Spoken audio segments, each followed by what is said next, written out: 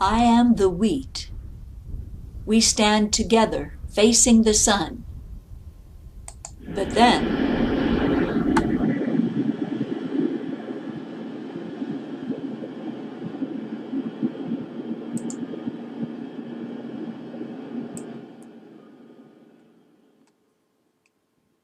now what? Audio Jungle.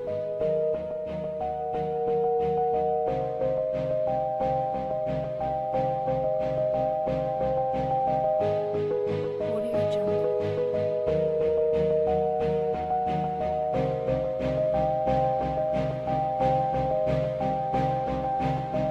Audio Jungle. Still I am pummeled, beaten down, cut to the core. I never imagined that through all this, there was the possibility I could become something new, different.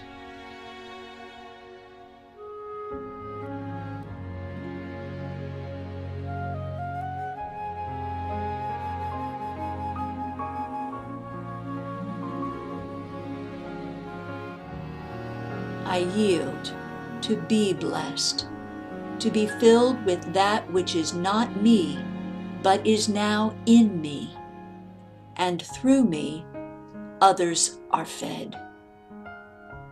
I'm a part of new life. Inside, I still feel torn and broken, but standing together again, I am determined we can stand again. And the people of God say, we will stand together and face the sun. Give us the strength and the grace to remain at the table so that all may be fed. Help us to still seek to find our way forward, focusing on the Christ who unites us and gives us a common call to minister in His name. Let this pain not be the burning of bridges, but the sparks of new ways forward. We are the people of God and God's force for good, the good news of God's love for the world.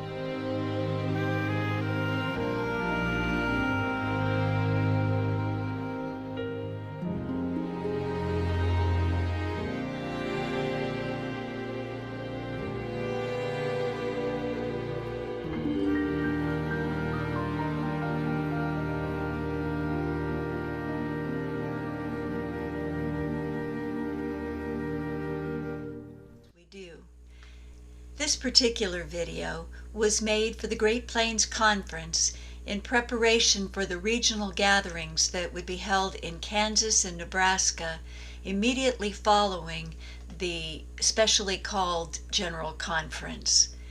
It was made to be shown immediately preceding communion, where we would all come after our discussion to the communion table together. Metaphors help us to make the abstract more concrete, and they help us to see things, even ourselves, in different ways, and we gain new insights as we do. Seemed like a good way to begin our discussion of metaphors. I'd like you to do what I think is a fun exercise to get our creativity flowing. It's in 3 parts. First, reflect on this video that you've just seen, where the wheat becomes bread, which becomes communion. Ordinary things can become holy means of grace that bring us closer to each other and God. So look at this video again, this time looking for the more subtle sights, sounds, metaphors, and very carefully chosen words that make up the message or messages and the feel of the video. What can you hear, can you see, discover in this video that gave its message meaning, guidance, and insight? And then go to the Bible. How many examples can you find of Jesus using metaphors to teach? Okay, you have 5 minutes. Go. Now it's your turn. You come up with some metaphors to share. Take your time. Let this be a devotional time where you get your inspiration from God.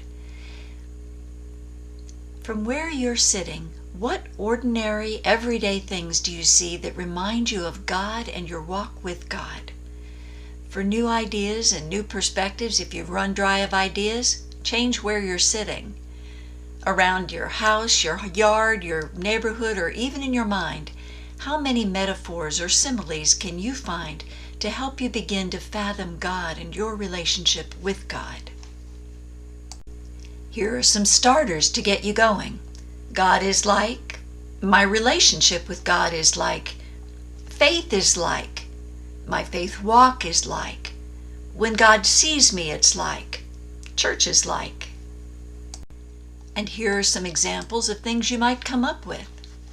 My relationship with God.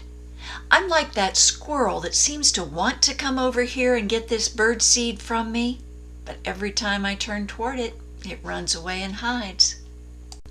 Or how about this one? My faith walk is sometimes like the way the skies look today. Things start out really sunny as I get in the car and start off, and everything's great.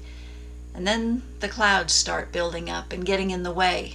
And then as I'm driving, I can't see the sun anymore. I've lost my bearings.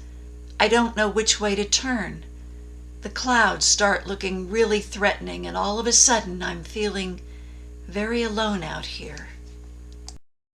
Or here's one more. Sitting here at the pool, I see the people around me, and I start to think the way they approach the water is a lot like the way we approach church. Some over there just like to dip their toes in the water just to get refreshed. They don't really want to get wet. Then there are those reclining at a distance in lawn chairs. They really don't want to get involved at all. Just watch. Some get in and stay in the shallow end. They never learn to swim, so some of it's kind of scary. They want to be where they can trust their own firm footing. Some really do swim. They love how the water lifts them up, and some race. The water is a vehicle to do more. Some are lifeguards. They not only swim, they use that skill in caring about others to devote their time to making others safe, teaching them how to swim.